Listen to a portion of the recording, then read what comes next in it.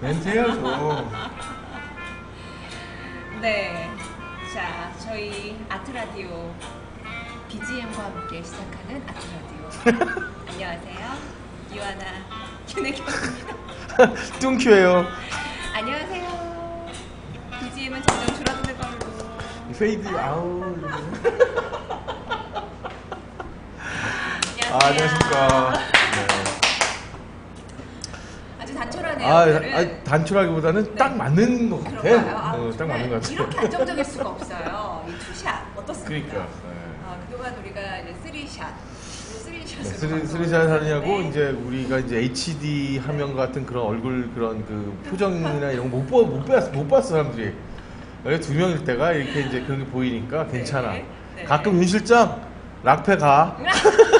아니 출장 간다고 가셨는데 뭐 출장을 가셨어요. 우리 윤 실장님께서. 그래서 이번에는 저희 둘이서 방송을 해보도록 하겠습니다. 원래는 지난 시간에 저희가 한 분을 여기다 모시기로 했었잖아요. 네. 그런데 불발이 됐다고 얘기 들었습니다. 이게 지금 뭐 저도 모니터를 보면 알겠지만 제가 너무 이렇게 앞으로 전진해 있는 그래서 너무 화면에 이상하게 보이니까 좀 이렇게 전진 좀 해주세요. 제가 이렇게 제가 전진한 이유는 이 테이블로 배를 좀 가리려고. 자, 아프리카 TV에서 유일한 교양을 담당하고 그렇죠. 있는 저희 아트 라디오입니다. 우리 뚱큐님. 네. 왜 뚱큐냐면 뚱뚱한 큐레이터라고 뚱큐님이고요. 그 배는 가리고 있습니다. 그래서 지금 배를 가리고 있느라고 이렇게 앞으로 전진하셨고요. 저는 뭐 가릴 배가 없기 때문에 살짝 이렇게 앉아. 그러면 너무 이게 굉장히 한 100m 정도는 거리가 있는 것 같아. 뒤를 한참 돌아가야 제가 있죠. 그러니까. 네. 이제 여자 아나운서들이요. 투샷 잡을 때 살짝 이렇게 가능하면 그런 게 같은 있구나. 위치에 있더라도 네.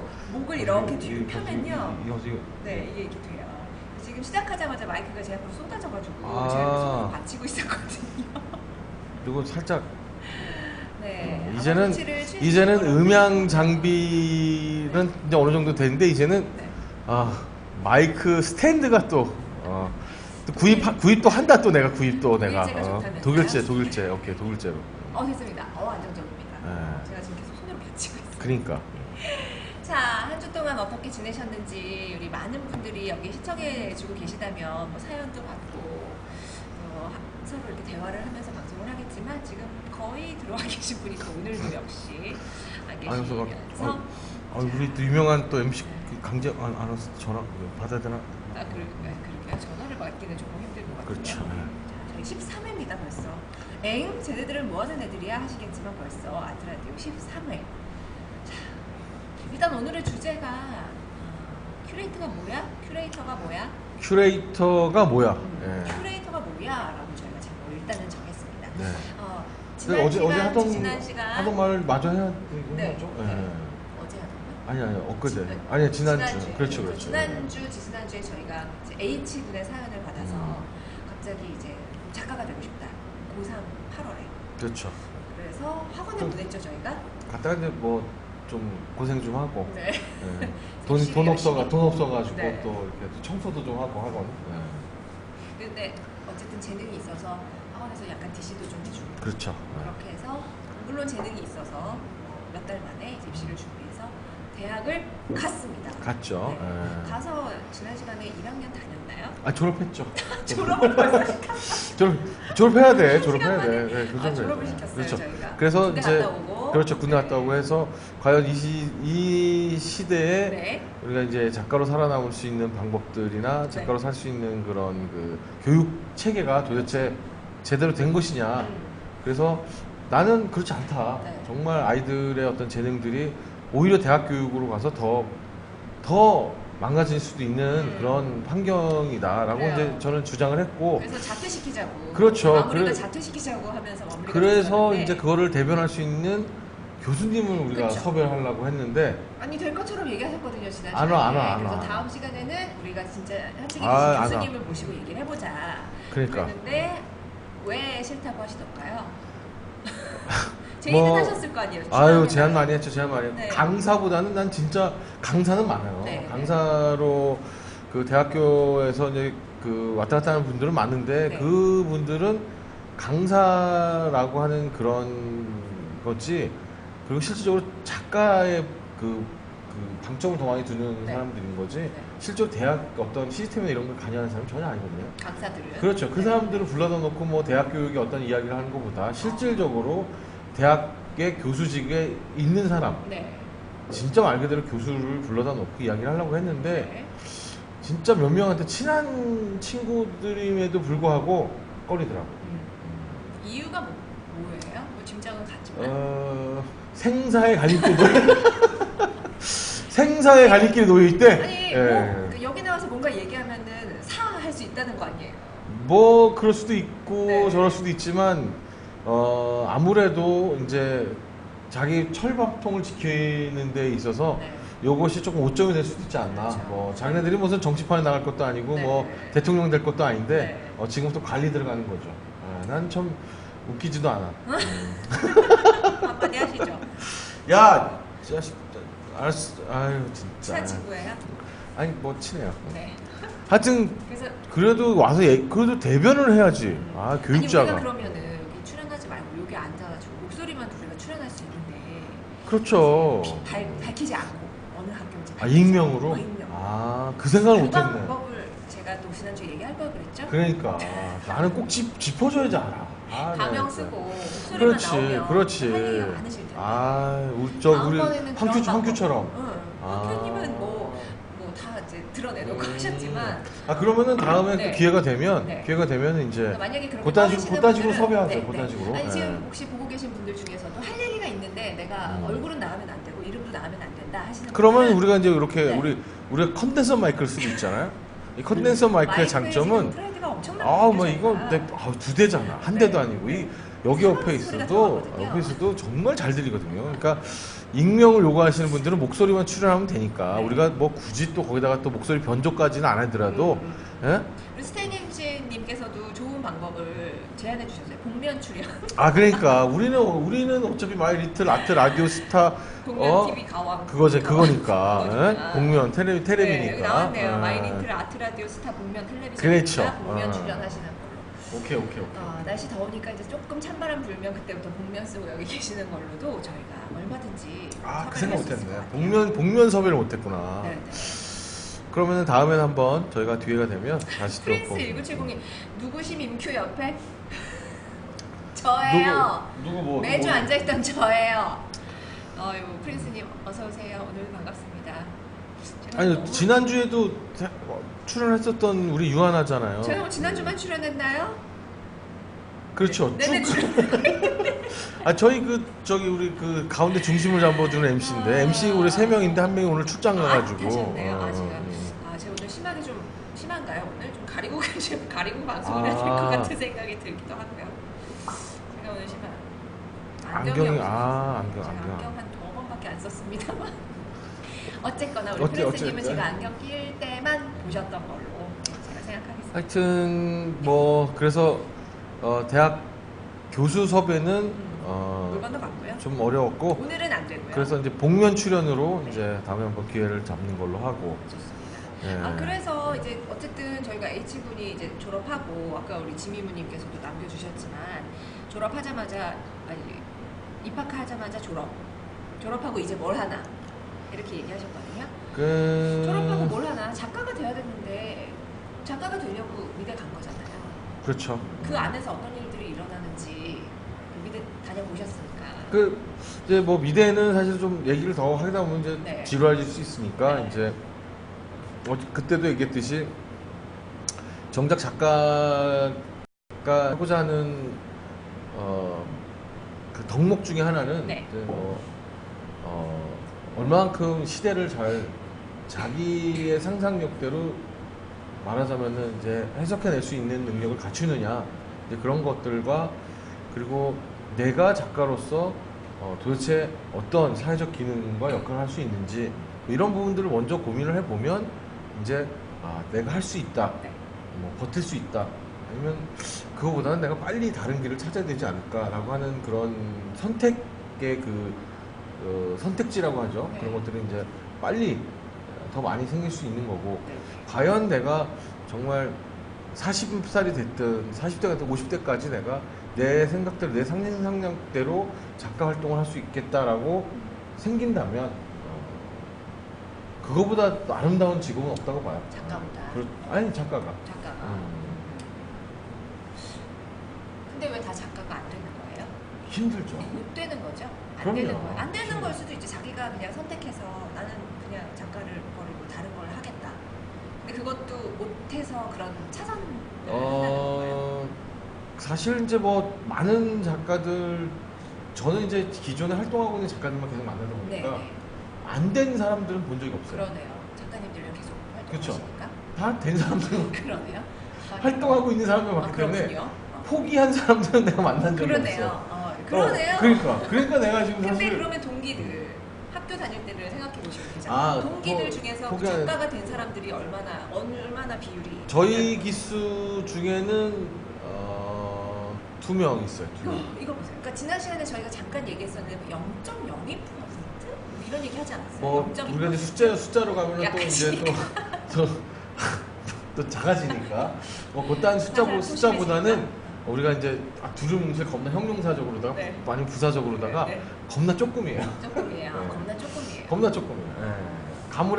가뭄에 콩나듯이 아주 조금이에요. 그러니까 그러면 그 아주 조금인 사람들이 그걸 다 만나시는 거잖아요. 그렇죠. 그러니까 그분들은 대단하신 거네요. 어쨌든 그 힘든 길을 다. 그렇죠. 그러니까 있잖아요. 어느 계기들이 있어요. 그러니까 한 예를 들면 제가 이제 친한 작가 중에 한 분은 정말 힘들게 버텼어요.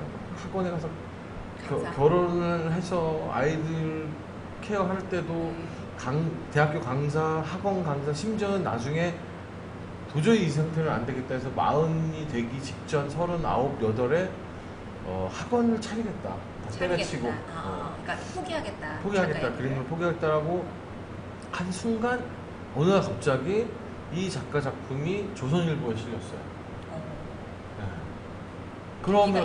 그러면서 갑자기 판세가 바뀐 거죠. 그러니까 그런 거예요. 그러니까 어떤 내가 A to G 이거 하고 다음에 이거 하고 이렇게 갈 수 있는 방법도 있지만 어느 순간에 사실 예술은 그렇지가 않고 예술은 어떻게 보면 누군가의 마음을 한번 움직여주는 거에 따라서 누구의 마음을 건드렸고 그 건드려진 마음이 또 어떻게 전파가 되느냐에 따라서 정말 흔히들 얘기하는 눈 뜨고 났더니 스타가 됐더라 하는 것도 사실 미술판에도 있어요. 하루아침에. 근데 그만큼 버텨왔고 그쵸. 그만큼 자기 삶을 예술에 이렇게 온전히 쏟았던 내공을 쌓아왔다는 얘기죠. 그런 게 어느 순간에 팡 하고 터지는데 그 터지는 계기가 그런 거예요. 마음이 전달되는 거죠. 자기 작품과 자기 이야기들이 세상에 전달이 되는 거죠. 그만큼 버티는 거예요. 근데 그 버티는 과정이 너무너무 힘든 거지. 그러게 말이에요. 그러니까 저희 지금 배우들 사이에서도 버티면 된다라는 얘기를 흔히 하거든요. 계속 하면 언젠가는 된다. 그렇죠. 계속 하는 사람이 네버엔딩 위너다. 스토리죠. 네버엔딩 스토리. 언젠가 막 그런 거죠. 그래요. 그래서 작가 물론 이제 되신 분들만 만나서 일을 하시니까 다들 포기한 사람 만날 수가 없네요. 저는 생각을 못했네요. 제가 포기한 사람 만날 수가 없어 내가. 그러게요. 그러니까. 근데 그 기수 중에 어쨌든 전공한 사람 그 기수 중에 2명이 작가가 됐다고 하는 건 정말 엄청나게 조금이라는 그렇죠. 말씀이신 거죠. 그 작가들도 사실은 뭐 거의 무명에 가까운 작가인 거고. 어찌됐든 그렇게 나름의 어떤 자기 길을 선택해서 가는데 작가로서 어느 정도 뭐 자기 직업이 프로페셔널한 작가가 되기까지 어렵지만 되고 난 다음에 근데 그게 늦어요. 그러니까 그러니까 버틸 수 그럼요. 3, 40대, 20, 30, 20대 배운다고 그러고 3, 40대 활동을 한다고 그 20년 가까이를 정말 열정을 다해서 버텨주면 한 50대쯤 되면 꽃이 피어요. 그러면 근데 무슨 일이 벌어지냐면 그때 정말 3, 40대 잘 나갔던 대기업에 다녔던 내 친구들은 이제는 꺾여요. 오히려 역전이 돼요. 그 희열은 또 장난이 아니에요. 느껴보셨어요? 아니 저는 작가가 아니니까 봤죠. 많이 봤죠. 오히려 그때쯤 되면은 대기업 다니는 친구들이 와서 이제 부러워하죠. 그럼 그때 이제 소주 한잔 살 수 있는.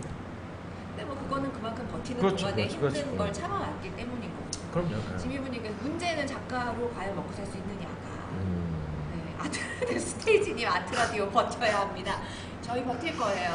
아, 뭐 쭉 버틸 겁니다. 괜찮아요. 버티는 네, 시장님이 예. 했으나 예, 저희는 버티는 쭉 거는 버틸 이제 전공이에요. 네, 저도 잘해요. 버티는 그러니까, 거. 네, 예. 우리는 쭉 버틸 거예요. 예. 쭉 같이 버텨주세요. 그렇죠. 장비가 좋아서 버틸 수 있대요. 지미부님께서. 네, 좋습니다. 이거를 버릴 수는 없잖아. 이래요, 이분 누구시죠? 저기 CNFKR 뭐 한글을 저거를 쓰신 것 같은데. 한글로 쳐봐야 되는 거예요. 그렇죠. 오늘따라 예쁨이 있다고 하셨네요. 아우, 뀨큐님 예쁜가 봐요. 전 아니고. 예쁨이. 오늘 더 아름다우신 분들 이런 얘기 꼭 이제 이런 댓글을 읽어야 되거든요. 그러니까. 오늘 좋죠. 알겠습니다. 네, 그러면은 이제 오늘 지난 시간에 얘기했듯이 오늘은 이제 그 대학 시스템에 대해서 정말 현직 교수로 정말 아이들을 가르치고 있는 가르치고 있는 이런 부분에 제가 조금 민감해서요. 아이들을 가르치고 있는 네. 교수들의 이야기들을 직접 한번 들어보고 했던 맞아요. 것들이 좀 아쉽게 네. 좀 그렇게 됐어. 다음에 복면으로 하는 걸로 하고 네. 그래서 제가 이제, 이제 또 유한한테 제안을 드렸던 거는 여러 길 중에 여러 길 중에 미술 관련된 직업 중에 이제 큐레이터라고 하는 직업이 있죠. 있으니까. 우리 뀨큐님께서 지금 현재 하고 계신 일인 거죠. 그렇죠. 제가 이제 한 20년 가까이 이제 했죠. 정확히 한 19년째 지금. 19년째. 한 20년째 하면 20년쯤 하면 어때요? 그냥 눈 감고도 이제는 쉬워요? 아니면 할 때마다 어려우세요? 만신창이죠. 정말 예상치 못했던 대답이 나왔어요. 이 바닥. 만신창입니다. 이 바닥에 20년. 야, 이거 만신창이에요. 아니 버티신 게 진짜 대단하신 거죠. 이것도 버틴 거죠. 왜냐면은 만신창이, 사실 네. 작가는 이렇게 버텨가지고 나왔으면 그래도 그림이라도 피지. 겁나 잘 팔려가지고 외제차라도 뽑지. 네. 우리는 뭐 계속 똑같아. 근데 그래도 큐레이터 중에서도 왜 능력 있는 큐레이터가 있을 거 아니에요. 근데 국공립 같은 데는 잘 되고 그리고 대기업에서 운영하고 있는 뭐 그런 사립형 미술관이나 네, 이런 네. 데서의 그 큐레이터들은 이제 사실 잘 나가죠. 근데 사실 큐레이터들이 재정 상태는 어때요? 꽝이죠. 꽝이에요. 뭐 돈을 못 벌어요. 너무 직접적인가요? 벌 수 있는 데가 없잖아요. 유일하게 그래도 돈을 만지는 거는 사실 딜러 쪽이죠. 딜러 그림을 사고 팔 때 그렇죠. 예, 예. 집사 부동산처럼. 그럼요. 예. 그런 쪽에서는 그래도 많이 할 수 있고. 네. 그래도 뭐 돈 번다는 큐레이터 본 적이 없어요. 그래요? 예. 그럼 그 소속이 돼 있는 큐레이터들은 어쨌든 월급을 받으면서 일을 하는 거. 그러니까 이제 국공립미술관의 큐레이터들이 그나마 그래도 연봉 한 4, 5천 정도. 예. 그냥 쓸만해. 예, 그냥 자기 혼자 건사하는 건 괜찮아. 그럼 국공립에 들어있는 서 일하는 큐레이터들도 소속되어 있는 큐레이터들도 막 이렇게 19년, 20년씩 계속 있을 아니요. 수 있나요? 그렇지 않죠. 국공립은 대부분 이제 2년제 그 계약직이고 네. 계약직이죠. 정규직은 없습니다. 정규직은 없고 2년제 계약직이면서 특별 뭐 계약직인 거예요. 그래서 네. 2년을 더 연장할 수 있죠. 그래서 총 4년, 그 4년. 길게는 5년까지가 맥시멈이고 그 다음은 더 이상 연장되지 않아요. 그러면 다시 또 이걸 내야 되는 거예요. 다시 그쵸, 또 그쵸. 다시 시험을 봐야 되고. 공채를 하고 네. 그런 거예요. 아나운서랑 되게 비슷한데요. 거의 비슷할 거예요. 지역 그 단계 우리나라 시스템이에요. 그 단식의 특수직이. 특수 전문직들이 대우받는 방식 그 단식이에요. 이게 뭐야? 이게 뭡니까? 그 이유는 다른 사람들도 기회를 주자라는 건데 그러면 형평성이라고 하는 건데 계속해서 사실 난 진짜 뭐랄까 깝깝해. 왜 우리가 연차가 쌓이고 경험이 많아지는 건 그만큼 노하우가 생긴다는 거잖아요. 근데 계속 5년짜리씩만 계속 뽑는다는 거잖아요. 그러니까 경험을 쌓고 나오면 그것도 사실은 2년 후에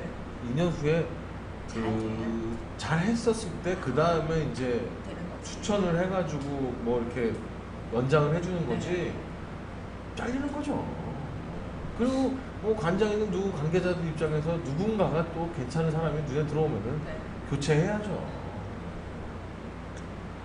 뭐 다 그런 거 아니겠어요? 지금 그러면은 큐레이터를 하라고 지금 얘기를 하시는 거예요? 아니 이제 하라는 거 하지 말라는 그런 개념이 아니라 현실을 이야기하면서 근데 진짜 필요해요, 현실적으로. 네, 현실을 이야기하면서 그나마 그래도 버텼으면서 얻을 수 있는 그 보람이라던가 그렇죠. 뭐 이런 거 얘기를 할 수가 맞아요. 있으니까. 그래서 뭐 그렇다고 여러 뭐, 가지 네. 미술 관련된 다른 직업들, 작가가 아닌 미술 관련된 다른 직업들에 대해서 이제 얘기를 좀 해보려고 하는데 그 중에서 큐레이터 이제 뚱큐님께서 하고 계시니까 일단 우리 뚱큐님은 지난번에 얘기했을 때 대학원을 이제 큐레이터를 하기 위해서 대학원을 가셨다고 했죠? 왜냐면은 이제 큐레이터라고 하는 전문 학과가 생기기 전에 전이었죠. 이제였으니까 이제 지금은 있나요? 동덕여대가 이제 제일 먼저 생겼죠. 몇 년에 생겼는지는 제가 또 구체적으로 또 이렇게 찾아봐야 되는데 그게 99년 아니야.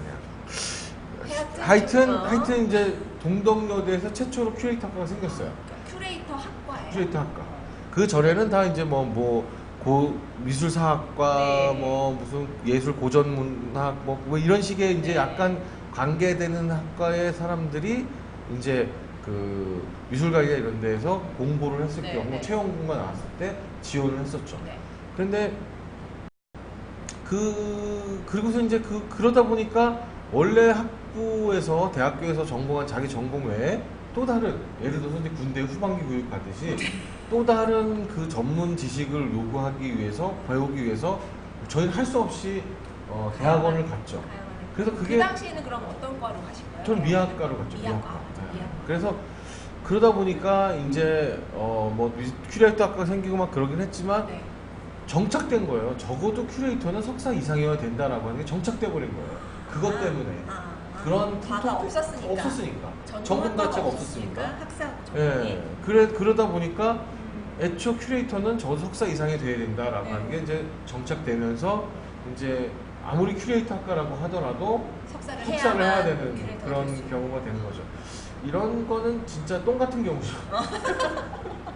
근데 그 큐레이터 학과도 비싼가요? 등록금이? 왜 우리 지난 시간에 이거는 이제 인문학 미술대. 쪽이기 때문에 예술대가 아니고 예대 인문대. 쪽이 아니기 때문에 등록금은 그래도 이제 인문대 쪽에 인문대 쪽 이제 그렇게 편성이 되죠. 그렇죠. 예. 그러면 그때 미학과 다니실 때 어떤 걸 배우셨고 지금 그 큐레이터 학과라는 곳에서 커리큘럼이 있을 거 아니에요? 알고 네. 계시죠? 근데 이제 여기서 이제 커리큘럼만 이딴 식으로 얘기하게 되면은 이제 우리가 좀 힘들어지는 게 사실 그 큐레이터라고 하는 거를 여기서 잠깐 네, 이제 네. 좀 네, 사전적으로나마 의미부터 좀 정확하게. 정리를 해보자면 네. 원래 이제 큐레이터는 그 어원 자체가 이제 이렇게 그 조사, 연구 뭐 이런 의미가 많아요. 네. 그래서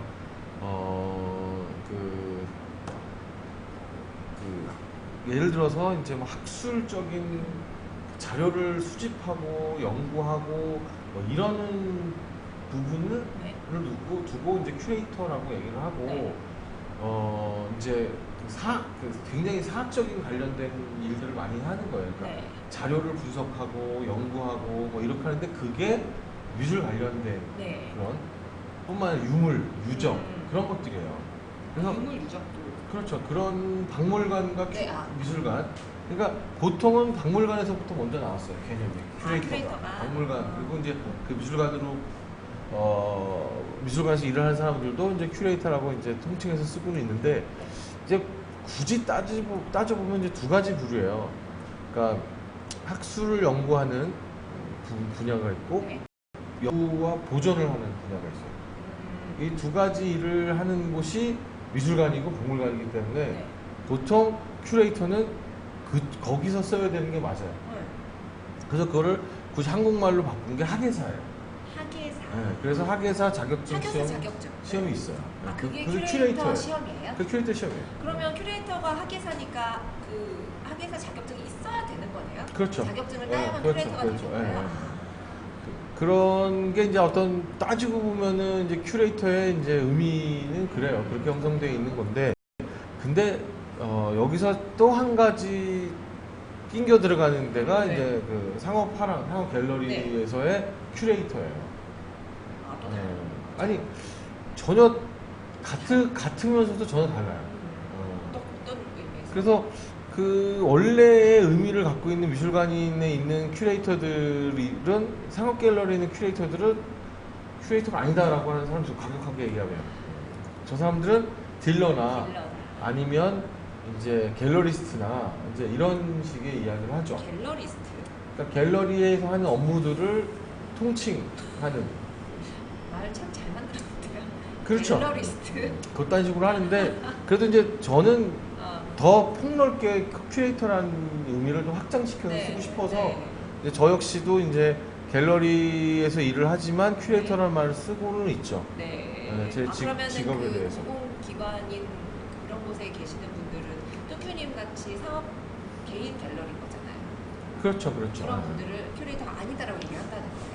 네, 그렇게 굳이 이제 그러니까 원론적인 네. 이야기를 하자면 큐레이터는 그렇다라고 하면 갤러리에 있는 큐레이터는 큐레이터가 아니다. 왜냐면 연구하고 보존하고 이런 거 관련이 없기 때문에. 할 틈이 없어. 안 하려고 그러는 게 안 아니고 하려고 그러는 게 아니라 시간이 없어. 시간이 없어. 연구를 못 해. 왜? 막 그러니까 그러니까 원론적으로 큐레이터는 연구를 하고 자료를 분석해야 되는데 갤러리에서는 분석할 자료도 없어. 연구 불가. 그 연구가 안 돼. 연구가 안 근데 돼. 자료가 어디 있어요, 진짜? 뭘 분석해요? 그러니까 뭘 미술관에는 이제 그 유물, 유적? 그러니까 소장 네, 작품이 소장품. 있고 그리고 뭐 박물관에는 유물들이 있고 네. 그럼 그 소장된 작품이 작가가 누군지 근데 그게 아직도 계속 계속 새로 생겨요. 계속 이야기를 하면서 현대의 있던 시각 걸 그렇죠. 현대 아. 시각적으로 다시 한번 재구성해서 재해석한다는 얘기. 그래서 많이 보여주는 게 전시기 미술관 전시. 그게 원론적인 큐레이터가 한 얘기예요. 그런데 이제 전시하다 보니까 그림이 망가졌어. 네. 고쳐야 될 거 아니에요. 그거. 그렇죠. 그래서 복원해야지. 복원해야 돼. 그렇게 두 가지 업무가 기본 큐레이터 업무예요. 그 복원한다는 게 그림이 망가져서 그 그림을 그러면 그거 다시 칠한다거나 이런 걸 이제 그걸 포함이에요. 이제 그거를 그렇죠. 그거를 왜 굉장히 과학적으로 해요. 그래서 냉정과 열정 사이에 보면은 그 이탈리아에서 그림 복원하잖아요. 냉정 결정사에서 복원을 하고 그래요. 안 보셨다고 하지 마세요. 알겠습니다. 그 영화. 알겠습니다. 네, 알겠습니다. 알겠습니다. 그런 일을 하는 것도 큐레이터인지 모르시는 영화 안 보셨어요? 패스하도록 패스. 네, 제가 영어를 알겠습니다. 영화를 네. 알겠습니다. 하여튼 연구를 안 하려고 안 하는 게 아니라 할 새가 없고 할 그래서 작품이 없다는 그렇죠. 거죠. 그러다 보니까 이제 그 갤러리에서 일을 하는 큐레이터들은 네. 사실 따지고 보면은 미술관에서 원론적인 의미에서 큐레이터들이 봤었을 때는 네. 큐레이터가 아닌 거죠. 그렇게 따지면 그럴 수 그럴 수 있겠네요. 있죠. 그런 시각에서. 네. 하지만 이제 저는 뿅큐님은 큐레이터라고 하는 일을 확장을 어디까지 돼야 되냐면 네. 갤러리에서 일하는 큐레이터들은 대신 네. 작가들하고 관계가 굉장히 밀접해져요. 네. 그래서 작가들과 결국 어. 작가 매니저먼트라고 하는 부분이 파트가 더 들어간다면 네. 정말 큐레이터의 또 다른 하나의 일이에요. 네. 해야만 하는. 네. 그래서 예를 들어서 이제 그걸 이제 스펙트럼으로 다시 얘기하자면 네.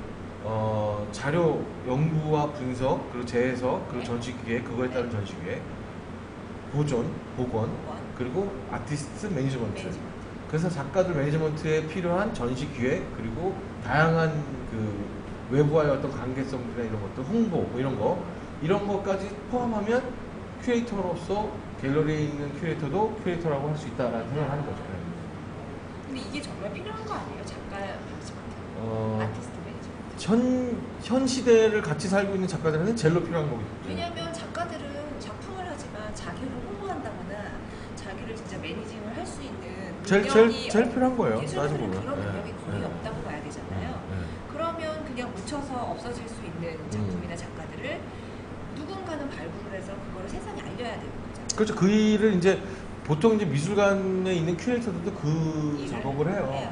하는데 이제 보통 미술관은 전시 기간이 한 길게는 1년, 네, 맞아요. 뭐 6개월, 뭐 3개월, 최소 단위가 3개월 정도 이런 식으로 가는데 네. 그러기 위해서 그 장기간 전시를 하기 때문에 정말 젊은 작가들의 전시를 한다는 건 너무 어려워요. 네. 그러다 보니까 이제 정말 유명한 작가들, 블록버스터급 전시를 할 수밖에 없고 그리고 해외에서 외국 작가들 전시들을 더 많이 하지 하지 않나요? 그래야지 이제 수지 타산이 많이 보니까 맞아요. 사람들이 예, 예. 유명해야 많이 왜냐하면 미술관의 유일한 수익 구조는 입장. 입장료니까 아. 관람료예요. 아, 예. 그렇군요. 예, 그러다 보니까 사실 미술관에서 전시가 될 만큼 그 작가로서 어느 정도 성장까지에는 네. 정말 어려운 문턱이에요. 사실 미술관. 큰 미술관들, 규모가 있는 미술관들은 그렇죠. 모르는 작가의 전시가 거의 없다고 봐야 되는 거죠. 그렇죠. 예. 그리고 국내 작가보다는 외국 작가들의 전시가 훨씬 더 많은 것 같은 생각이 저는 드는데요. 이것도 뭐 따져보진 않았어요. 아니 뭐 많아요. 그 퍼센테이지가 나오는데 네. 그도 그럴 만한 게 현대미술에서는 외국 작가들이 제일 많이 세계적으로 드러날 수밖에 없고 네. 현대미술에서 한국 작가들이 전 세계적으로 뭐 정말 지나가는 삼척동자나 개똥이도 알 수 있는 그런 작가가 없잖아요. 없죠. 예. 뭐 고흐 정도 돼야 미술관에서 얘기를 땡겨와야 봐야 뭐 또 입장료 받고 뭐 하지. 아, 근데 저는 이건 딴 얘기인데 좀 궁금한 게 있었어요. 왜 그렇게 유명한 작가들의 작품전을 하잖아요. 예를 들어 무슨 오르세 미술관 전시, 어느 미술관 전시 작품들을 가져와서 우리나라에서 할 때가 있잖아요. 그럼 사실 그 작품들이 우리나라까지 왔는데 어느 다른 나라도 갈 거 아니에요. 그러면 그 작품이 우리가 오르세 미술관을 여행을 가서 그 오르세 미술관을 우리나라에서 하고 있을 때 거기 간 사람들은 이 작품을 못 보는 거죠? 어떻게 된 거예요, 그게? 보통은 네. 오리지널 작품들 기존에 이제 자기네들 소장품 이런 게 있잖아요. 네. 그거는 이제 자기네들 소장품 계속 바뀌어요. 네. 기획하면서 계속 바뀌면 안 하는 작품들이 이제 도는 거죠. 근데 왜 그 유명한 딱 그 작품들 있잖아요. 뭐 예를 들어 클림트의 키스라든지. 그거는 그때 한 바퀴 돌아오는 거예요. 그 시기에 그 미술관에 간 사람은 못 보는 거죠. 그건 난 생각을 안 해봤는데. 저는 항상 그게 궁금했거든요. 왜냐면 외국에서 유명한 작품이 온다 그러면 아니 거기 여행 가서 그 미술관 찾아간 사람들은 어떻게? 그리고 우리나라에 와서 그 그림이 3개월 있다면 우리나라 아니고 우리나라보다 훨씬 더 그 문화적으로 발전한 나라들도 분명히 돌 텐데. 보통 그 모작이 올 때도 그래서 많아요. 도대체 이게 진품이 맞을까? 진품이라보다는 이제 모작이 올 경우가 되게 많고 그 카피 모작도 그 사람의 작품으로 인정을 하는 거예요. 카피를 그 미술관에서 인정한 카피만 뭐 5개다, 3개다. 아, 그런 게 있어요? 이제 그 이런 미술관에서 인정한 카피가 있어요? 네, 그건 뭐 공공연히 그런 게 있어요. 그래서 항상 저는 그게 궁금했거든요. 아니 이런 유명한 작품이 한국에 온다고? 거기 미술관에 가는 그 사람이 사이에는 어떻게? 진짜 오리지널 작품이 왔다 그러면 그 사이에는 그쪽에 보는 거겠죠? 모작이 걸려 있을 수도 있고 아, 그쪽에 아니면 걸려 정말 비어 있을 수도 있고. 저는 그게 항상 그러다 보니까 그런 예를 들어서 이제 만약에 이게 외국으로 전시가 빠진다 그러면 그때 오르세 미술관은 다른 기획을 해서 전시를 하고 있겠죠. 네. 아 다른 기획. 그렇죠. 그러니까 그때 이제 그래서 그거 보러 여행 가는 그런 이제 사람들은 근데 그러니까. 그런 국제적인 전시를 갖고 오고 하는 것도 미술관에서 굉장히 중요한 큐레이터가 할 일이긴 하지만 대부분 그건 외주로 줘요. 그런 거는. 그래서 뭐 그런 걸 하는 외주 회사는 어떤 회사인가요? 그러니까 이제 그런 블록버스터급 되는 전시만 하는 기획회사인 거죠. 기획회사. 네. 그럴 수 있겠네요. 하여튼 제가 궁금한 점이 있어가지고 얘기가 잠깐 빠졌는데요. 우리 스테이지님께서 갤러리와 미술관의 차이를 알려주셔야 할 것 같다고 얘기하셨어요. 갤러리와 미술관, 그렇죠. 이게 그냥 미술관을 영어로 하면 갤러리 아니야? 이렇게도 생각할 수 있거든요, 사실. 그 미술관은 공공 기재예요. 그거는 국가와 아니면은 이제 그 공공기관이 네. 운영하고 있는 이제 공공 기재. 이렇게 말하자면은 많은 사람들이 이용할 수 있는 그런 공간이고 네. 그리고 제일 중요한 거는 교육적인 측면이 제일 중요해요. 제일 강화된 그런 공간이 이제 미술관이고 그리고 갤러리는 말 그대로 작품을 사고 파는 그런 시장을 만드는 게 갤러리예요. 그 미술관에 있는 작품은 사고 팔지 않나요? 않아요. 그냥 전시인 거예요? 미술관에서 소장을 해요. 소장을 하기 위해서 그 예산을 받아. 국가로부터 예산을 편성을 받아가지고 네. 그 공공기관에 맞는 작품을 소장을 하고 그 소장된 작품을 다시 한번 사람들한테 재해석해서 보여주는 그런 역할을 하는 게 이제 미술관이고, 그래서 사람들은 미술관을 가서 아, 이 시대에 그 시대에 이런 작품을 했고 우리가 이런 식으로 다시는 다른 시각으로 볼 수 있겠구나. 정말 교육적인 측면이 네, 있는 미술관이에요. 네. 그래서 이제 대신 그러면 다른 외국의 이런 유명한 작가 작품도 그 공간에 가서 보면서 네. 아, 현 시대에 정말 작품들은 이러이러한 내용들을 가지고 네. 뭐 사람들하고 소통하고 있구나. 네. 뭐 이런 것들을 보고 느끼고 배우는 공간이 이제 미술관이고, 그런 역할을 해주는 게 미술관의 큐레이터고, 네. 갤러리의 큐레이터는 정말 작가들을 어떻게 매니지먼트해서 좋은 시장을 만들고 그리고 건강한 시장을 만들어서 작가들의 삶을 네. 조금 더 윤택하게 그리고 작품에 집중할 수 있게끔 해주냐 하는 게 가장 중요한 덕목이에요. 그러면 약간 미술관 같은 경우에는 관람을 하러 오는 사람들을 위주로라고 해야 되나요? 그럼요. 그 사람들에게 포커스를 맞추고, 그럼 갤러리 반대. 같은 경우는 작가가 잘 되게 작가와 그 다음부터는 컬렉터죠. 컬렉터. 그렇죠. 작가와 컬렉터. 그렇죠. 사고 팔고 게. 그 사이에 딱 그 매개 역할을 하는 게 갤러리 큐레이터고, 사실 제가 지금 집중하고 있는 부분도 바로 그 부분인데, 저는 무엇보다 더 집중하고 있는 게 이제 작가들 삶에 집중하고 있는 큐레이터. 그러니까 큐레이터가 그러면 미술관에 있던 큐레이터가 상업 갤러리에 가서도 하고 상업 갤러리 있는 큐레이터가 미술관에서도 하고 그렇게 넘나들긴 해요. 네. 예. 저는 미국에서는 비영리의 어. 비영리 법인을 만들고 미술관을 만들어서 거기서 일을 했으니까. 만드셨어요? 예. 또 만드셨어요? 설립했죠, 비영리 법인을. 그러셨구나. 미국까지 가서 그런 것도 하셨구나. 진짜 겁나 힘들었죠. 예. 10년 정도. 그렇죠. 301C, 301C 그 교회에서 받는 그 비영리 법인을 만들어서 한 10년 동안 비영리 법인으로 정말 아스토 뮤지엄 오브 아트라고 아스토 미술관을 갑자기 운영을 대단해 했죠. 보이는 이유. 아니요, 망했어요. 괜찮아요. 뭐 대단한 건 아니지만 근데 그래도 어쨌든 네, 만들었다는 거 만들었어요. 자체가. 예. 좀 힘들었어요. 하여튼 어찌됐든 근데 여기서 중요한 다시 거는 와서 상업 갤러리를 하고 계신 거잖아요. 그 상업 갤러리에서 오자마자 일을 했고, 지금은 이제 상업 갤러리, 그러니까 상업 갤러리라보다는 그냥 살롱이라는 이름으로 살롱. 보다 더 작가들의 그 활동과 그들의 삶에도 집중할 수 있는 그런 공간으로 약간은 비껴나가가지고 하고 있죠. 그러니까 뭐 비영리와 영리 경험을 동시에 살려서 그 사이를 왔다 갔다 하면서 이렇게 작가들이 어떻게 하면은 잘 살 수 있을까를 고민하는 거죠, 같이. 아터테인입니다. 아터테인. 살롱 아터테인. 지금 뭐, 댓글 주신 분들이 지금 아터테인이 잘 돼야 돼요. 뭐 자꾸 아트테인은 아터테인 만세. 뭐 자꾸 아트테인만 이렇게 얘기하고 그러면은 내가 뭐 와서 이거는 우리 아프리카 TV 교양을 담당하고 있는데 자꾸 괜찮아요. 해도 돼요. PPL 딜이라고 뭐 이러면 해야죠, 되겠어요? 뭐. 예. 아니 프랜스 1975님은 작가시잖아요. 그렇죠. 그렇죠. 예. 이 작가님께서는 삶이 힘겨울 때 요구되는 게 예술이라는 생각이 문득 든다고 하시면서 여유 있을 때 소비하는 것으로 보다는. 그렇죠. 근데 예. 사실 이게 힘들 때 예술이 물론 도움이 되지만 이게 금전적인 문제랑 그러니까 연결이 이제 된단 말이죠. 당장 뭐 그림을 뭐 돈으로 어떻게 해야 된다 뭐 이런 거보다는 네.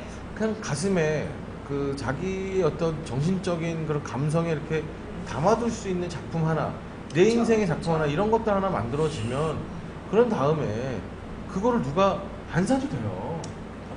근데 그런 감동과 그런 게 있으면 작가는 정말 내 작품이 힘이 된다는 그거 것만으로도 하나만으로도 버틸 수 있는 힘이 돼요. 근데 그런 관계성을 사람들이 좀 많이 알았으면 좋겠고, 네. 그런 것들을 많이 알리고 이야기를 해야 될 게 큐레이터의 덕목이에요. 그러니까 여기서 뭐 그 미술관 큐레이터, 갤러리 큐레이터 이렇게 나누지 말고 진짜 큐레이터가 해야 될 일들이 뭔지 이런 부분들부터 좀 더 신경을 쓴다면 저는 훨씬 더 윤택한 그런 미술 시장이 되고 윤택한 미술 세계가 만들어질 수 있을 것 같아요. 한국에도. 그러면 작가들도 그렇고 뭐 작가와 뭐라고 표현할 수 있을까요? 작가와 사람들? 사람들은 그러니까 뭐 그렇고. 예를 들어 공연장 같으면은 뭐 배우와 관객이라고 할 수 있는데 저희도 관객이죠. 관객이라고 저희도 하나요? 관객이죠. 저희도 관객이죠. 관객. 예. 바라보는 사람이 그런 관객이죠. 중간에 다른 역할을 아주 잘해야 되는 게 그럼요. 그 제럴드 하만이라고 유명하신가요? 기억했잖아요. 내가. 네 유명하네. 진짜 기억. 1999년에 베니스 비엔날레 연도까지 기억해요. 총 감독이었던 바로 직전에 검색했다니까. 그 모마의 큐레이터 네. 그때 했던 그분이 했던 얘기 중에 이게 되게 유명한 말이에요. 네. From Nail to Vision이라고. 그냥 뭐 큐레이터 검색하면 맨날 나오는 말이 이 말이에요. 진짜 전시장 못을 박는 거에서부터 사람들한테 비전을 제시하는 것까지가 큐레이터의 역할이라는 누가 그 건데. 얘기를 듣고 자꾸만 손톱부터 비전까지 그렇죠, 하고 그렇죠. 네, 얘기해가지고. 손톱 괜찮아, 손톱 괜찮아. 네. 네, 일찍 비전. 하여튼 어쨌든 이제 큐레이터가 뭐냐라고 이렇게 이제 하면 다 해야 되는 거죠. 진짜. 네, 싹 해야 되는 심지어 요리까지 해야 되는 지경까지 이르는. 우리 뚱큐님은 진짜 요리까지도 해야 하는 지금 오픈 그 갤러리에 그렇죠. 작품 네, 오픈할 오픈할 때 때마다 이제 뭘 해야 되니까. 음식을 직접 이렇게 해서 또 유명하시죠. 그러면서 또 사람들이 또 관심을 가져주면 그거를 통해서 작가들이 우리 공간에서 전시한 작가들을 조금 더 관심을 가져준다고 하면 할수 못할 건 없죠. 지휘부님께서 가장 먼저 와서 가장 나중에 집에 가는 직업이라고 하셨고요. 아, 그렇죠. 그리고 예술적 가치에 대한 교육이 필요하다고 생각하는데 이런 것도 큐레이터들이 좀 해야 할 일인가요? 이건 누가 해요? 예술적 교육. 우리가 하는 거죠. 예, 네. 스테이지님께서 아트러버 이야기하셨는데 아트러버 그 얘기를 좀 해주실까요? 그러니까 아트러버는 그 프로젝트 이름인 거죠? 또 저희 프로젝트인데 아트러버는 사실은 이제 그림을 처음, 그러니까 컬렉터로서 입문하는 입문 과정을 교육하는 그런 네, 프로그램인데 네. 그렇다고 뭐 거창한 걸 하는 게 아니고 우리가 아트러버의 정신은 한 1년에 자기가 조금이라도 아껴 써서 한 100만 원이라도 만들면 그 100만 원으로 정말 나한테 감동을 줬던 작품을 사자. 요게 이제 가장 중요한 포인트예요, 아트러버예요. 작품을 100만 원 이하로 그 감동을 그렇죠. 받게끔 내가 조절해야 될 것 같아. 내가 저 작품을 보고 감동을 받았는데 막 3억이야 작품이. 아, 3천만 원이야. 그런 작품은 사실 기존에 이제 3억이 되고 3천만 원이 되고 1천만 원이 넘는 작품은 기존에 이제 이렇게 검증되는 네. 시장이 검증되는, 그러니까 적어도 경매 시장까지 가는 작가들의 작품인 거고 네. 실질적으로 처음 정말 젊은 작가들을 이제 발굴하겠다라고 하는 내 스스로 정말 내가 한 이 작가만큼은 내가 10년 정도 어떻게 활동해 나가는지를 지켜보고 싶다라고 하는 컨셉에서 100만 원인 거지. 아, 그러니까 콜렉터 입장에서 그럼요. 콜렉터가 저 작가를 그렇죠. 내가 10년을 지켜보겠다. 그렇죠. 아, 큐레이터가 지켜보는 게 아니, 아니라 콜렉터죠. 콜렉터가. 콜렉터. 아. 네. 그런 컨셉에서의 아트러버인 거예요. 그래서 아트러버인 거예요. 진짜 아트러버. 네, 그래서 정말 그거지. 옛날에 그 뭐야, 뒤에서 이렇게 모르게 도와주는 그 뭐야. 그 스폰서가 생각나지. 아니, 스폰서. 영어로 하면 스폰서지. 그것도 그렇고 후원자, 후원자. 아니 그 있잖아요. 우리 무슨 친구들끼리 뭐 하는 거 있잖아요. 그 뭐야. 친구들끼리. 마니또? 아니고. 진짜 마니또? 그래, 마니또 의미 좋죠. 그런 뽑혀서 네. 뒤에 정말 그치, 아무도 모르게 그러면서, 이렇게 뭐 해주고. 그러니까 어느 정도 이 작가 작품에 어느 순간 확 꽂혔어. 꽂혔어. 그러면은 그렇게 할 수 있는 거야. 그럴 수 있을 할 때마다 가서 어떻게 바뀌었는지, 그리고 어떤 생각을 이 친구 하고 있는지 한번 얘기도 한번 해보면서 이렇게 그런 컨셉으로 간다면 네. 정말 컬렉터가 굉장히 중요한 역할을 해야 되는 입장인 거예요. 그래서 다음에 컬렉터의 중요성에 대한 것도 다시 한번 우리가 또 방송 때 한번 얘기해서 컬렉터 한번 불러놓고 한번 할 수 있어요. 아까 그 CNF께 오늘 예쁨이 있다고 하신 그분께서 키다리 아저씨 키다리 아저씨. 비밀 친구 이런 키- 얘기 해주세요. 네, 감사합니다. 키다리. 아낌없이 주는 나무 집이 마니또였습니다. 우리 뚜큐님께서 하고 싶은 마니또였어요, 네, 마니또. 그렇습니다. 하여튼 그딴 식으로. 근데 예. 그 미술관을 아니 혹은 뭐 갤러리를 이제 막 그냥 이런 것도 있어요. 사실 인사동 같은 데 가면 갤러리도 쫙 있잖아요. 뭔가 거기를 자주 다니는 사람들은 그냥 스스럼 없이 거리낌 없이 들어가지만 그 잘 다녀보지 않은 사람들은 저기를 들어가면은 돈을 내나? 그런 생각 사실을 했었거든요. 예전에는 돈을 내나? 근데 내가 무슨 뭔지도 모르고 그냥 궁금하긴 한데 들어가면 돈 달라고 할까봐, 그리고 자신 있게 들어갔는데 창피할까봐 그래서 못 들어가고 그냥 지나가는 경우가 많았었어요. 예전에는. 근데 그것도 사실은 이제 초보 미술을 그럼요. 미술 작품을 관람하는 교육의 부재인 거예요. 교육의 부재. 그러니까 그 대학교 때 교양 과목 있잖아요. 네. 그러면은 다양한 교양 과목 있는 것 중에 미술의 이해도 있고 당연히 다 있어요. 그러면 얘기를 해주면 참 좋잖아요. 그러면은 예를 들어서 어느 누가 그 루브르 그 프랑스 파리 루브르 갔는데 저 유치원 애들이 거기 가가지고 이렇게 생각하는 사람 뭐 이런 네. 거 스케치도 하고 사람들끼리 이야기도 하고 뭐 이런단 말이에요. 근데 뭐 우리도 요즘은 뭐 유치원 본생들 보니까 뭐 이렇게 그 단체 관람도 네. 가고 막 그러긴 하는데 거기서 그냥 들어갔다가 자 보자 그러고 이렇게 나오는. 근데 간 거에 의의를 두는 그런 거죠. 식이지. 서류상 그리고 사진. 그렇죠. 그런 식이지 이 어린 아이들한테 미술관에 가서 그 작품을 보고 하는 것들에 대해서 내가 너희들이 어떤 식의 교양과 그리고 어떤 식의 그 자세를 가져야 된다라고 하는 이야기들은 해줘야 된단 말이에요. 네. 유치원 교사조차도 그런 자질이 없어요. 모르니까요. 네. 그러니까 이제 그런 전반적인 관람객의 어떤 그 교육. 네. 그러니까 하다못해 영화는 마구 그냥 보러 가고 막 이러고 하면서 미술관 가서 2,000원, 3,000원밖에 안 되는 거를 갖다가 그렇게 화나신 거예요? 지금 화나신 거예요? 화난 게 아니라 이제 저녁은 못 먹었어요. 왜 허기지셨어? 아니 허기가- 배고프면 화나거든요. 허기가 좋아. 근데 그런 어떤 문화적인 네, 교육, 네. 그러니까 그 미술에 대한 관람에 대한 그 문화, 네. 관람 문화 네. 이런 것들을 조금 더 폭넓게 교육을 좀 해야 되는 그런 그래서 그런 교육이 풍토도 좀 필요한 거죠. 필요하고 네.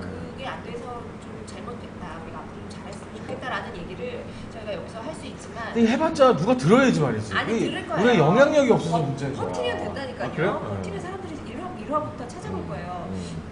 뭐 안 찾아보셔도 될 것 같지만 그런데 우리가 말만 할 게 아니라 그냥 이렇게 방송하고 진행하면서 이런 얘기가 나왔을 때 그런 팁 같은 거 하나 둘씩 우리가 알려주면 그렇죠. 사람들에게 예. 도움이 될 것 같아서 그래서 여기서 팁을 드리자면 네. 갤러리라고 돼 있는 모든 공간에는 입장료가 없습니다. 이게 이런 게 네. 중요하다니까요. 그건 없습니다. 어디 무슨 갤러리라고 되어 있는 곳은 입장료가 없어요. 없습니다. 왜냐하면 거기는 그림을 파는 곳이기 때문에 입장료를 받으면서까지 그쵸. 관객을 유치해야 될 필요가 없습니다. 일단 들어와서 보고 마음에 들어서 관심을 가지고 얼마입니까를 물어보면 커피도 줘요. 그렇죠. 그렇죠. 잠재 고객인 거죠. 우리 그 갤러리에서 작품 가격을 물어보는 사람들은 네.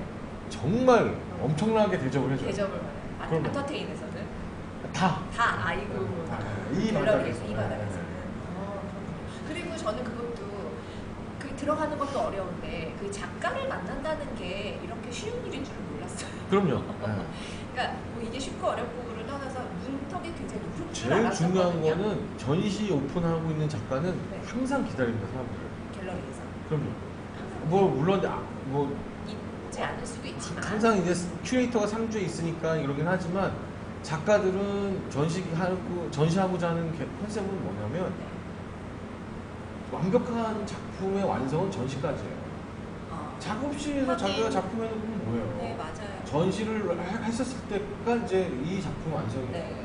그랬을 때 그 전시를 하는 작업 과정까지 물론 작가가지만 그 전시까지 과정은 큐레이터가 해야 되는 일이에요. 네. 그래서 그 과정이 플러스 됐었을 때 전시가 완성이 되고 네. 그때 진정 작품이 완성되는 거예요. 네. 그래서 큐레이터는 그때 어마무시한 보람을 느껴요. 그래서 아직도 제가 버티고 있는 거예요. 그러니까요. 그러니까 어떤 작가의 작품을 완성시키는 데 있어서 큐레이터가 없으면 안 그럼요. 되는 존재라는 네, 거죠. 네, 네. 그렇죠. 유럽 미술관에서 쉽게 볼 수 있는 자유롭게 앉아서 스케치하는 학생, 시민들 보면 참 따뜻해진다고 프린스님께서 얘기하셨어요. 그렇죠. 핸더슨님께서 부동산 얘기 중이에요? 라고 물어보셨어요. 자, 핸더슨님 부동산도 잠시만. 그렇습니다. 핸더슨님 부동산도 그렇습니다. 예. 부동산 얘기. 뭐 부동산 얘기는 아니지만 뭐 부동산이라고 생각하면 또 그렇게 들을 수도 있겠네요. 항상 저희 큐레이터들이 이제 큐레이터가 뭐야라고 했었을 때 네. 가장 먼저 이제 우리가 예를 드는 게 부동산과 같은 시장 비슷한 시장입니다라고 얘기를 하고 네, 근데 그 말이 맞는 말인 큐레이- 것이 큐레이터들은 그렇다고 부동산법을 공부할 필요는 없지만 그래도 그 어떤 그 좀 자유롭게 네. 어떤 상업성으로부터 좀 자유롭게 좀 해야 될 필요가 있어요. 그러니까 이게 예술이라고 얼마입니다. 이게 그게 다는 아닌 거죠. 돈의 가치로 환산되는 것들을 조금 꺼려하는 경우가 있어요. 근데 그럴 필요 없어요. 그러니까 큐레이터는 이 작품은 얼마입니다라고 하는 것들에 있어서 정말 정확한 자신감을 갖고 이야기를 해줘야 돼요.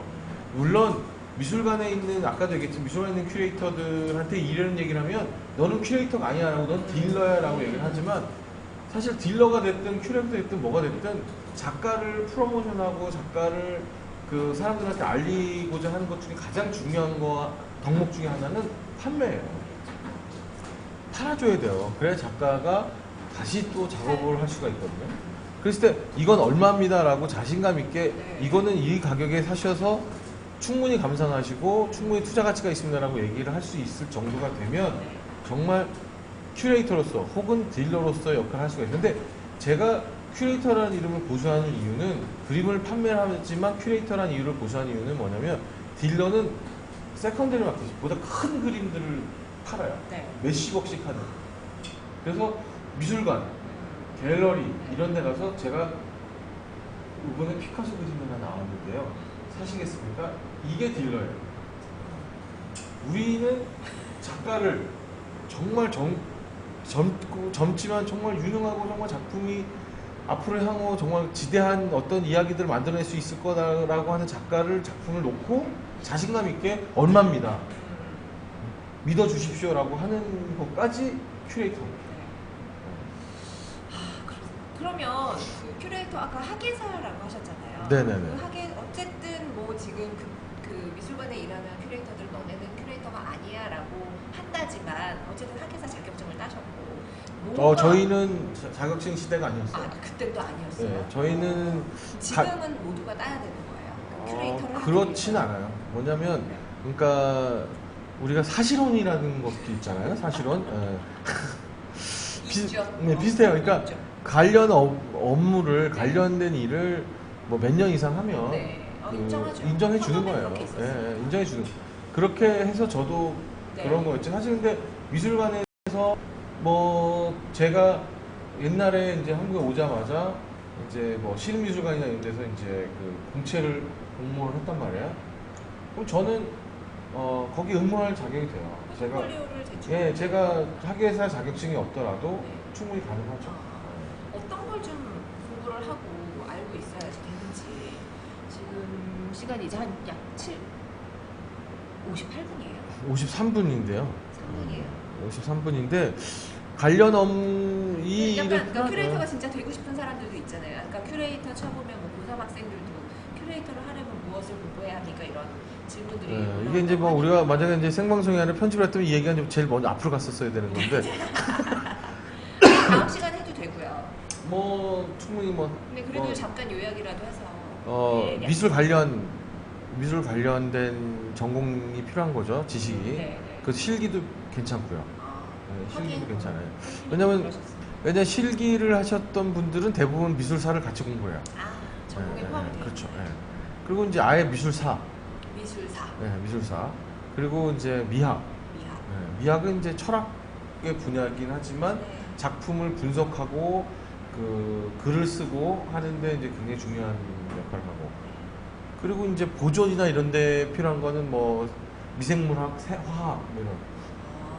그런 걸 공부하고도 미술 쪽으로 일을 할 수도 있겠고. 아니 근데 보존과 그러니까. 보건. 그렇죠. 왜냐하면은 물감이건 종이건 다 화학이거든요. 물질이에요. 우리도 그런 거 하려면 할 수 있겠네요. 그렇죠. 생명공학. 그런 실험만. 미생물 공부했다고. 그래서 곰팡이가 폈거나 뭐 이런 것들도 네. 다 이제 제거해야 되는 것도 있고 하니까 이런 거. 탕이제로 괜찮아요. 물 먹는 하마 뭐 날도 아니지 뭐 그런 거 괜찮습니다. 근데 그런 거 진짜 필요한 제습이 정말 그 그럼요. 습기 유지하는 이런 게 그래서 좀 중요하니까. 소장고는 항상 그런 것들이 아주 설정돼요. 미괄식 방송. 이게 좀 그래서 미괄식 괜찮습니다. 미괄식 뭐 뭐로 가나 뭐 서울로 가면 되지 뭐. 그런 걸 전공을 해서 이제 그렇죠. 그래서 가장 많이 그 전공하는 과가 이제 예술학과라든지 미술사학과가 이제 많고 예술학과라는 게 있어요. 홍대에 있어요. 아, 홍대에만 있나? 그리고 예술 경영학과도 있고요. 아, 같은 그런 다양한 이제 그런 과들이 있죠. 네. 그러니까 예술 관련 문화 경영 뭐 이런 예술 관련 뭐 이런 전공이면 누구든지 한 번쯤은 다 해볼 수 있는데 가장 중요한 거는 작품에 대한 어떤 내가 나름대로 어떤 감상의 그런 그 기준이라고 해야 되나?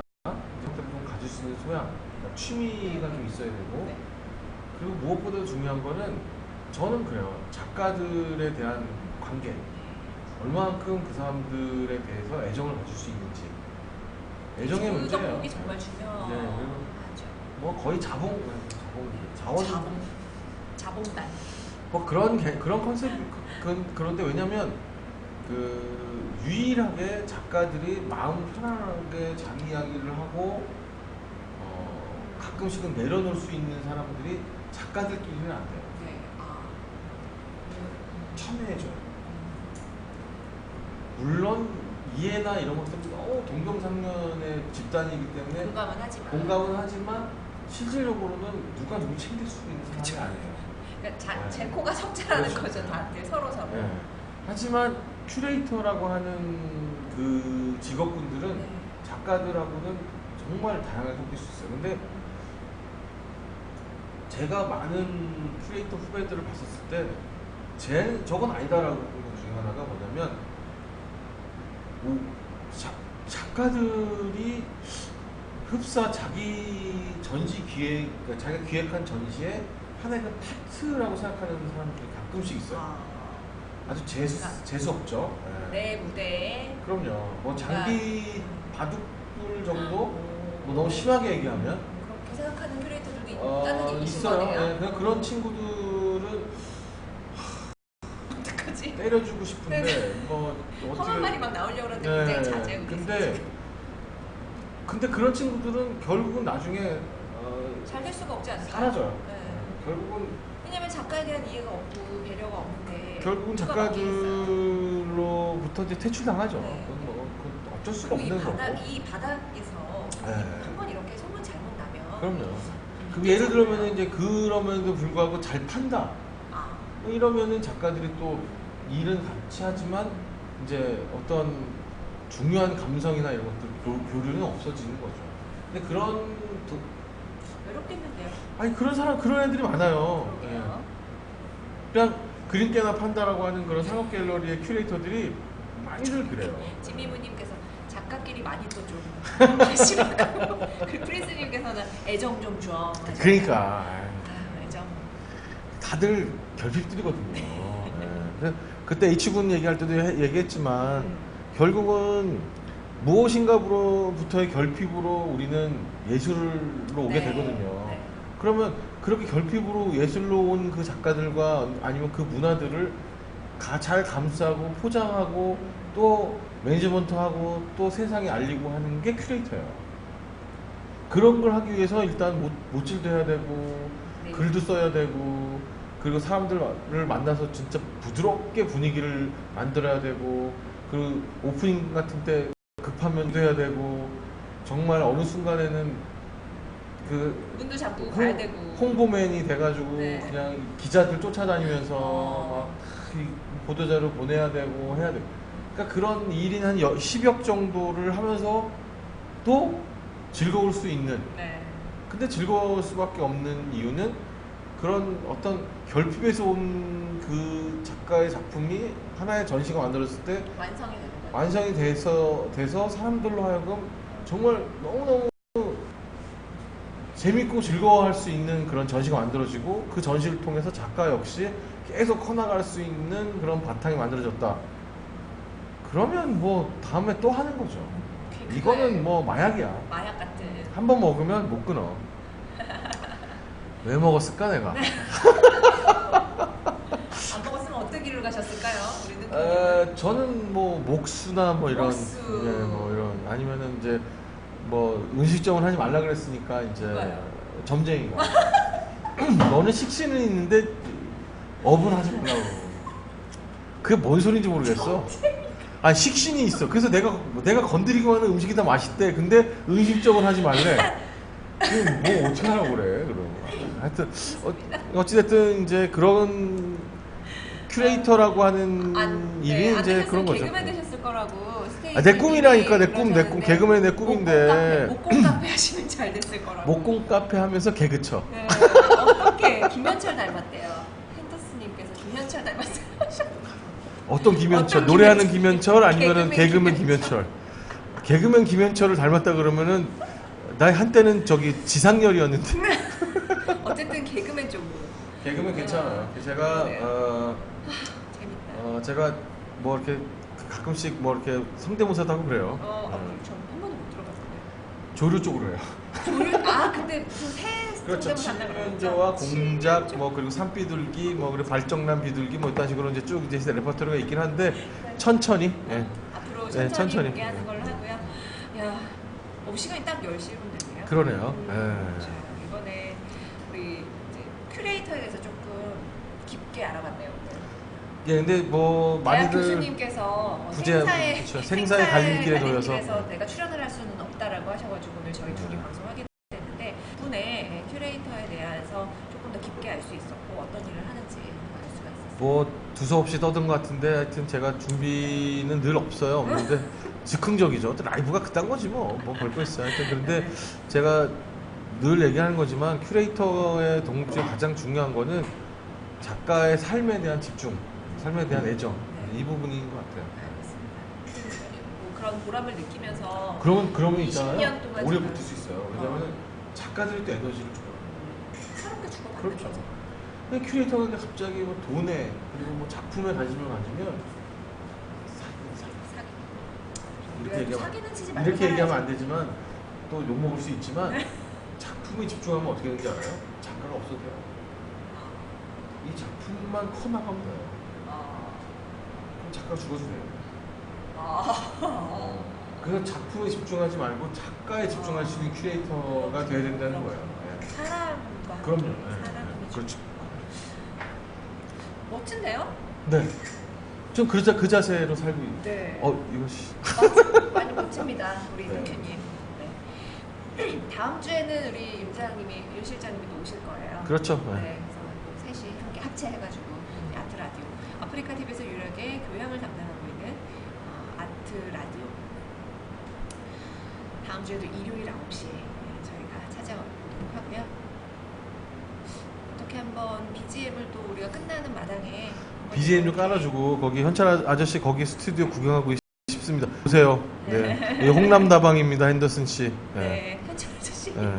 네. 여기는 연희동에 있는 홍남다방이고요. 연희동. 예. 일요일 9시 네, 방송. 오세요. 지금 네, 오셔도 돼요. 저녁이거든요. 예. 지금 오시면 사람이 없을 수도 있고요. 다음 주에 방송할 때 오시면 같이 이야기도 나누실 수 있어요. 제가 아까부터 어떻게 한번 음악을 틀어보려고 했는데 이거 안 나오나 봐요. 아 대전 사세요? 아유 서울에 올라오시면 연락 주십시오. 아까 페이드 아웃으로 다 줄여놔가지고 소리가 안 나는 거였어요. 그런 거였어요. 여러분 자체 BGM으로 자, 처리하면서 대전 사는 핸더슨 씨. 네 오늘 반가웠습니다. henderson 씨 다음 주에도 들어와 주세요. 함께 얘기 나누면 좋겠어요. 감사합니다. 고맙습니다. 아트라디오 오늘 여기서 마칠게요. 다음 주 일요일 9시에 뵙겠습니다. 감사합니다. 페이드 아웃. 이 뒤를 이렇게 쭉. 그걸 줄이지 마. 꺼야 돼. 녹화를 종료해.